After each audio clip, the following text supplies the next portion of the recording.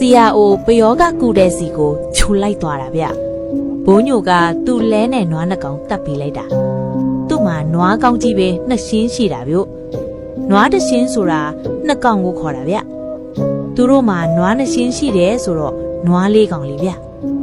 ဘိုးညိုရဲ့နွားကြီးတွေကတကယ်နွားတန်နွားချောကြီးတွေဗျလဲကလည်းအမြဲတည်းတိတ်ချွတ်ပြီးစီမှန်မှန်ထိုးထားတော့တန့်ပြန့်ပြီးချောနေတာပါဗျယောဂဒီကမိမဗျာတိတ်ငငယ်တော့မဟုတ်ပါဘူးအသက်3ပဲလောက်ရှိမယ်ဆရာအိုကထုံးစံအတိုင်းယောဂစစ်တာပေါ့ဗျာကလေးမဘိုက်အောက်နာဘယ်အချိန်အောက်တတ်တော့ညနေတစ်ခါအောက်တယ်ညထန်းခေါင်လောက်မှာတစ်ခါအောက်တယ်ဆရာကြီး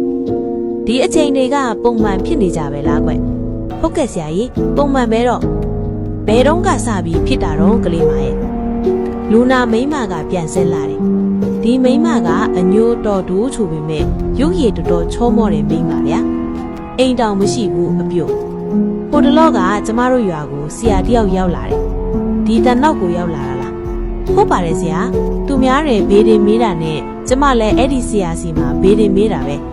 ဒီမှာရင်ဒီဆရာကကျမလက်ကိုကင်ပြီးလက္ခဏာကြည့်တယ်လို့နဲ့သူများမကြအောင်ကပ်ပြီးပြောတယ်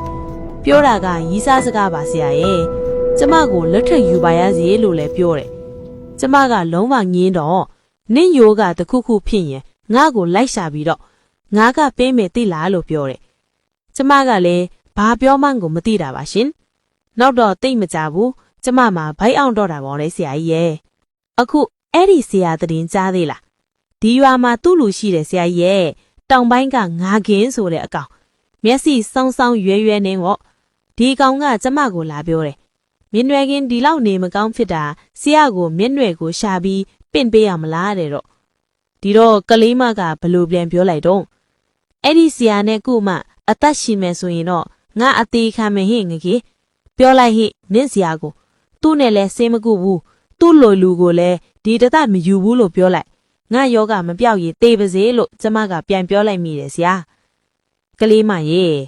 ယောဂဟာပယောဂစစ်စစ်ပဲလူဖြူစားခံထားရတာဘသူဖြူစားတုံးဆိုတာတော့မသိဘူးကွဘသူပဲဖြစ်ဖြစ်ခေါ်ရတော့မှာပေါ့လေယော့မောင်တာတဲ့ဒီချေမန်းကွင်းယူထားရောက်လာရင်ခေါင်းကနေစွတ်ချထားလိုက်ကဲအရှိနေထွက်အနောက်နေဝင်တောင်တနာကွန်းမြောက်စကားအတွင်းတိန်ချင်းရှောင်ချင်းခိုချင်းကတ်ချင်းမရှိစေရပေါက်ဆရာကြီး64ပါးတို့ရဲ့တပိငါဆရာအိုအမိန့်ပြင်လိုက်တယ်ပညာဒီအခုလာခဲ့ဟောဒီကလေးမရုပ်ပြူစားထားတဲ့ပညာဒီအခုလာခဲ့ဟီဟီဟီဟာဟာဟာဟာဟာအေးလာပြီဟဲ့လာပြီမင်းကဘာဆရာမို့ငါ့ကိုခေါ်ရတာတော့ငါကကဝေပြန်ကွမင်းလိုဆရာလောက်တော့အသားတောင်မပြောဘူးမှတ်ကွမောင်တာဒီလှုပ်လိုက်လေဟုတ်ကဲ့ဗျာကျုပ်ကလည်းပယောကပူနေတဲ့မြင်းတွေခင်ကိုကြည့်နေတာပြုတ်ချေမန်းကွင်းစွတ်ဖို့မေ့နေတာဆရာအိုပြောမှတတိရသွားပြီးချက်ချင်းထဆွတ်လိုက်တာဗျာအောင်မ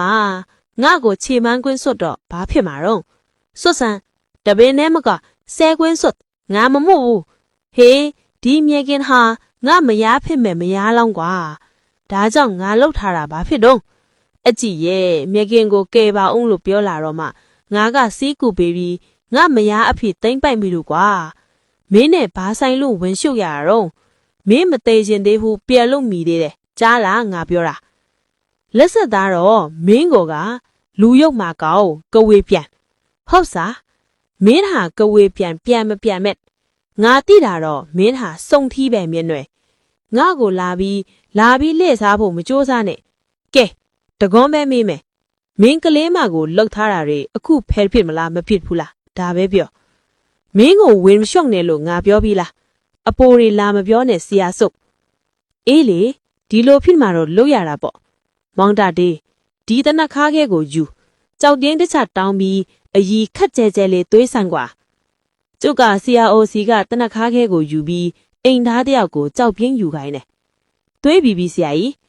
ကဲမျက်နှွယ်ခင်ရောက်မျက်နာမှာအဲ့ဒီတနခါလိမ့်စားမောင်တာတီဟာနန်းသားခဲလို့ပါလားလာလိမ့်ကြိုက်တဲ့လောက်လိမ့်မင်းလိုဆရာအစင်လုံးများတော့ရဲတောင်ရဲခြင်းတဲ့လာလိမ့်စမ်းကလိမင်းဆရာခိုင်းတာလှုပ်ပေးလိုက်ပါကွာငါကိုမကြောက်နဲ့ငါမင်းကိုဘာမှမလုပ်ဘူးဟာ စုံထီကြီးအော်ရည်နေတော့မှကျုပ်ကခက်မြန်မြန်တနခါလိမ့်လိုက်တယ်ပေါ်နေလို့တောင်းလဲပြနေပါတယ်လိမ့်လိုက်သေးတယ်ဗျဟာခမရတော်တော်ရုပ်မာတာပဲကျုပ်ကိုလိမ့်တဲ့တနခါကဘာတနခါတော့အဲ့ဒါတနခါရိုးမဟုတ်ဘူးကဝီတောက်ချောင်းလို့ခေါ်တယ်ဒီအဆက်လေးကိုထပ်ပြီးနားထောင်ကျင်သေးတယ်ဆိုရင်ဒီ channel လေးကို like and subscribe လေးလုပ်ထားပေးပါနော်